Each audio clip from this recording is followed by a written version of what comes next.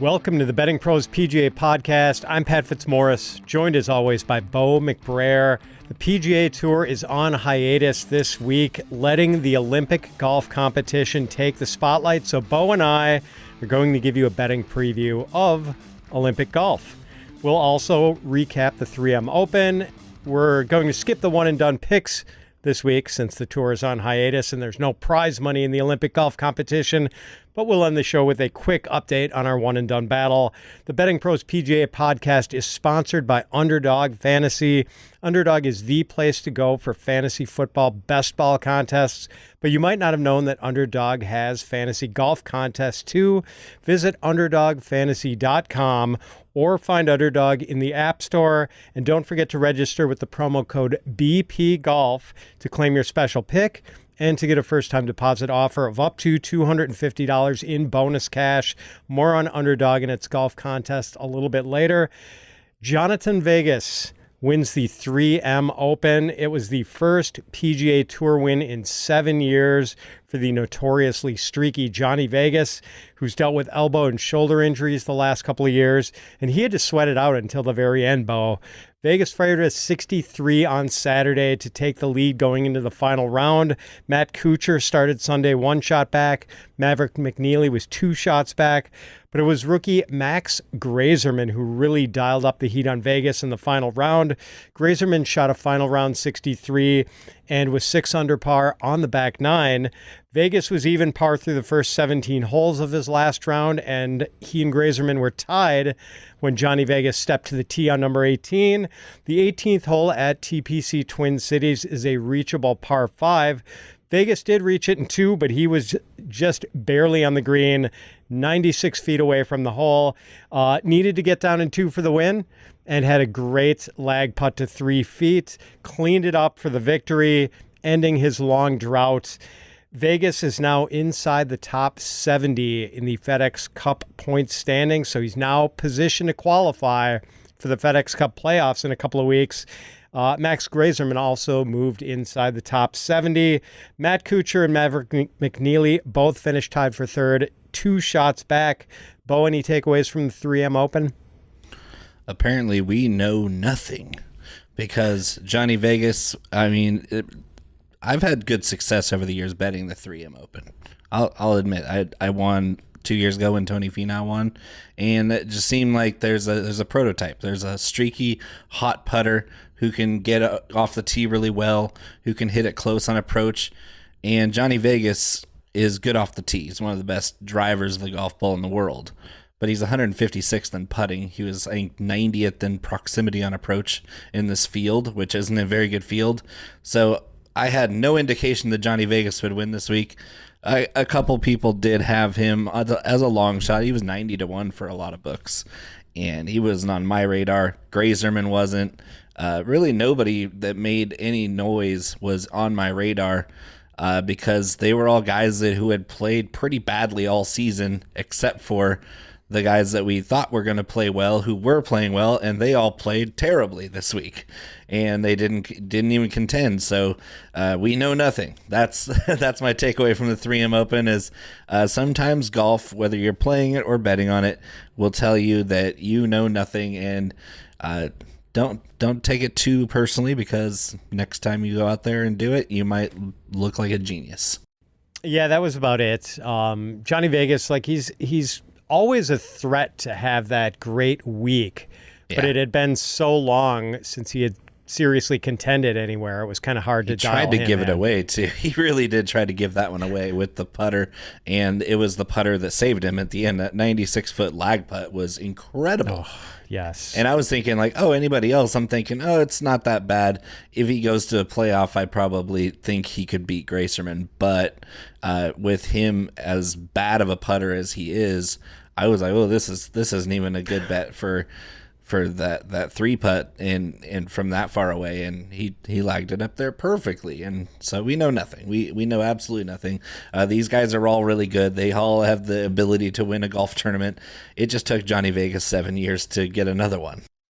And good for him. Gets into the FedEx Cup playoffs where there's a lot of money. Gets his Masters ticket punched for 2025. Good job, Johnny Vegas. So we will get Colombia. Yes, sir. We will get to the Olympic golf in just a minute. But first, our friends at Underdog Fantasy are letting you make picks on your favorite golfers all season long. Just pick higher or lower on selected stats for 2 to 5 golfers, and you can win up to 20 times your money in a single day. You can also make rivals picks where you choose, for instance, which of 2 golfers will shoot a better score in a round. Golf picks can be combined with stats from other sports too. Go sign up at Underdog Fantasy with the promo code BPGolf to claim your special pick and to get a first-time deposit offer of up to $250 in bonus cash. On to the Olympics. Bo and I will skip our analysis of archery and team handball and get straight to the golf. The Olympic I'm more golf, of a badminton guy, so... It's kind of fun to watch the badminton. It's not the badminton you play at picnics. It's a little different at this level. Maybe speak for yourself. The teams I was watching are all from NorCal because we just take it a little more seriously around here. We're a badminton community. The Olympic golf competition will play out as a 60-man tournament beginning early Thursday morning and ending on Sunday. The field is determined by official world golf rankings with no more than 4 players from any single country in the competition. It's 72 holes, stroke play, no cuts, with gold, silver, and bronze medals awarded at the end. Ties for any of the medal spots will be broken with a sudden death playoff. So basically, it is a conventional golf tournament with a field similar to the size of the fields we've seen in elevated events on the PGA Tour this year. At the Olympic Games in Tokyo that were held in 2021 rather than 2020 because of COVID-19, Xander Schauffele won the gold, Rory Sabatini won silver, and C.T. Pan won bronze. The host course is Le Golf National, just outside of Paris. This course hosted the This course hosted the 2018 Ryder Cup, won by the European team. It also hosts the DP World Tour's Open de France. Le Golf National is a par 71 that plays to 7,174 yards. Not a long course, but it's a pretty tight course, so the emphasis will be on accuracy off the tee rather than distance. The greens are big and fast, and there's some water that comes into play, especially on the last 4 holes. The last 2 holes are extremely demanding, par 4s measuring 480 and 471 yards. There are a lot of mounds on this course. It kind of looks like a Pete Dye Stadium course a little bit. So, Bo, have you studied this course? Like, what will players need to do to find success at Le Golf National? Yeah, I really do agree with that Pete Dye kind of comp there. It's not like Sawgrass where you really do have to think your way. It's more of like your positional, strategic, accuracy-based course. Distance is not going to give you an advantage on this course, but accuracy really does, especially on approach. And being that it is a second shot golf course, a lot of them on the PGA Tour are as well. But the ability to get close to the pin and score on this golf course will come down to iron play, and that's going to be very important, especially on that finishing stretch where you get some really tough approach shots, especially on 17 and 18 where you're going to be hitting mid irons for most of these guys. It really does balance the field out, just like we saw Sabatini and C.T. Pan get medals 3 years ago in Tokyo. We might see some more of those deep shots kind of make noise, even though the field this year is a lot stronger than it was in Tokyo. This is going to be a lot of fun to watch, especially with no cut. Yes, there's no prize money, but medals are cool. And Xander Schauffele winning the gold last time, that was impressive because I mean, it's like until then we didn't think he could win anything, did we? That's right. And here we are 3 years later, and he's got a couple of majors freshly under his belt. So he comes in on a high. We'll get to the odds and the favorites in just a moment. But first, if you want a chance to win a free 1-year premium Betting Pros subscription, subscribe to the Betting Pros YouTube channel right now. Comment below on this video, and that's it. We'll be announcing a winner right here on the channel. So turn on those notifications so you can be alerted when new episodes are up and to claim your prize. And speaking of Betting Pros Premium, with a Betting Pros Premium subscription, you'll have full access to our new Betting Pros Betting Systems feature, designed to help you find winning trends and make smarter bets. Create and customize your own systems by sport, bet type, time frame, or other selected parameters in order to find the most profitable betting opportunities. Not only can you make your own systems, you can follow other users' systems to track profitability and to tail upcoming bets in MLB, the NBA, the NFL, and college football. Download and use the BettingPros app today to find profitable betting systems now. Let's look at the odds for the men's Olympic golf competition. All odds courtesy of DraftKings as of late Monday afternoon. Scotty Scheffler, no surprise, he's the favorite at plus 360. Xander Schauffele is plus 550. Rory McIlroy plus 750. Jon Rahm, fresh off a LIV Tour victory, is plus 1,000. Colin Morikawa plus 1,100. Ludwig Oberg plus 1,200. Tommy Fleetwood plus 2,000. Shane Lowry and Joaquin Niemann plus 2,200. Victor Hovland and Tom Kim plus 2,500. Alex Noren plus 2,800. And Canadian Corey Connors plus 3,000. Which of the favorites do you like, Bo? Well, I did mention it's a second shot golf course, and who's the best approach player in the world? That would be Scotty Scheffler. Plus 360 to win a medal, or to win the gold medal. I'll take Scotty Scheffler in spades. And then obviously none of these guys are bad. I'm gonna a little bit of a fade on Rory McIlroy because of the way the course sets up. He doesn't have that bomber's advantage that he usually gets. But Xander Schauffele's all-around game is so solid, and his form is so good. I wouldn't fault you for betting plus 550 on Xander, although that's a little short for my liking. Rahm, a little short for my liking too. Colin Morikawa is a screaming value at plus 1,100 on this golf course. This is the second best approach player on the planet in my eyes. So Scheffler, Colin Morikawa, Team USA is going to be so strong. Like the ability for, I think that Team USA is going to sweep the podium. That's my prediction.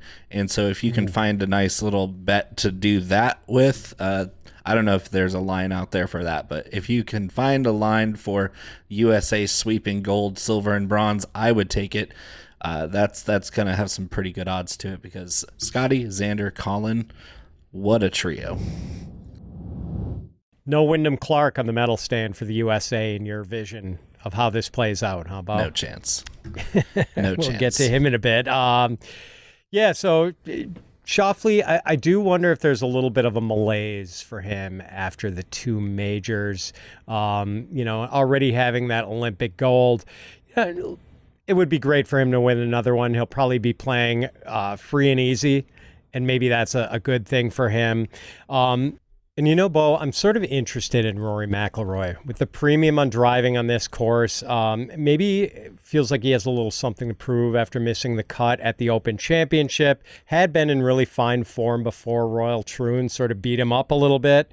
And Rory's got some experience on this course. He went 2-3 in his Ryder Cup matches here in 2018. Lost to Justin Thomas in the singles, one up.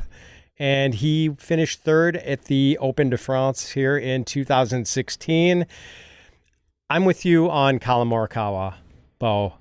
He finished 16th or better in 8 straight events, and you'd think his precision ball striking would play really well at Le Golf National. Tommy Fleetwood and Alex Noren, maybe some guys, they're both past winners of the Open de France, but neither is exactly known as a great closer. So I would imagine that you, Bo, are shying away from both guys since they don't win very often. Yeah, I was just going to say Alex Noren's a great guy if you need to make a cut, but there's no cut at this event. And I believe Tommy Fleetwood's last win as a professional was at Le Golf National. Let's look at the mid-range options. Hideki Matsuyama is plus 3,500. Minwoo Lee plus 4,000. Sepp Straka and Matt Fitzpatrick plus 4,500. Jason Day, Ben An, and Thomas Dietrich plus 5,500. Christian Bezuidenhout plus 6,500. And Matthew Pavon, playing in his home nation, plus 7,000. Does anyone from this group appeal to you, Bo? I don't really like this group at all. I'm going to stick to the favorites for most of this. I'm going to take some deep shots, but I guess Dietrich as a Belgian kind of appeals here because there's a local favoritism there. He's played Le Golf National many times before. Dietrich interests me at 55-1, but that whole group is of players I don't see winning a medal, so I'm probably going to shy away from most of them. Yeah, Matsuyama had back-to-back top 10s at the Memorial and U.S. Open, but hasn't fared well in Europe over the last month. Missed the cut at the Scottish Open, was 66th at the Open Championship. Wyndham Clark, we mentioned him earlier, terrific putter, but he does not drive the ball all that accurately. So this doesn't seem like a place where Wyndham Clark would shine. Matt Fitzpatrick, known for precise ball striking and reliable putting, but not really this year. He's finished 36th or worse in 6 of his last 7 events. What about long shots? Is there anyone you like at 75-1 or longer odds, Bo? The Frenchman that I'm going to play is Victor Perez at 90-1. I like Mathieu Pavon, but I prefer Victor Perez at his odds. Victor Perez is better set up for this golf course. He's a really good iron player. He can get hot. And I'm also going to take a shot at the Spaniard David Puig, 120-1. Another guy who's fit for this golf course is really nice. He's a very accurate player, great short game. And don't be surprised if Mito Pereira from Chile makes a little noise at 150-1. We haven't heard that name in a while. I am sort of intrigued by New Zealander Ryan Fox at 80-1. I mean, he's finished top 25 in 4 of his last 9 events, and he's played the Open de France 5 times, although he's missed the cut in the last 2 appearances. All right, Bo, let's talk betting cards. Where are you putting your money? I'm going to take a double dip on Scotty Scheffler as a winner. I'm going to take a shot at Colin Morikawa at plus 1,100. And I'm going to throw a little bit more down the pike at my guy. Shoot, I just lost it. Oh, sorry. Victor Perez. And I'm going to take small dips at David Puig and Mito Pereira. I'm going to bet Rory at plus 750. I'm going to bet Colin Morikawa right with you, Bo. That's maybe the bet I feel strongest about at plus 1,100. And just one more. How can I not bet Mathieu Pavon at plus 7,000 in his home country? So we're not making one and done picks this week because there's no prize money. But we will quickly recap last week's results before we go. Bo took Luke Clanton last week at the 3M Open. Clanton missed the cut. This was Bo's second straight missed cut. Good thing he's got a big lead in the one-and-done competition. I took Akshay Bhatia. Young Akshay tumbled down the leaderboard with a final round 76. 76, excuse me. If only he had a final round 66. Akshay finished in a tie for 64th, good for a whopping $17,415. That's not going to put much of a dent in Bo's $3.7 million lead. And that's all for this week's show. Thank you to our sponsor, Underdog Fantasy. Sign up for Underdog with the promo code BPGolf to get your special pick and to get a first-time deposit offer up to $250 in bonus cash. And please come join Bo and I again next week when we'll be previewing the Wyndham Championship, the final event before the start of the FedEx Cup playoffs. Until then, so long, everyone.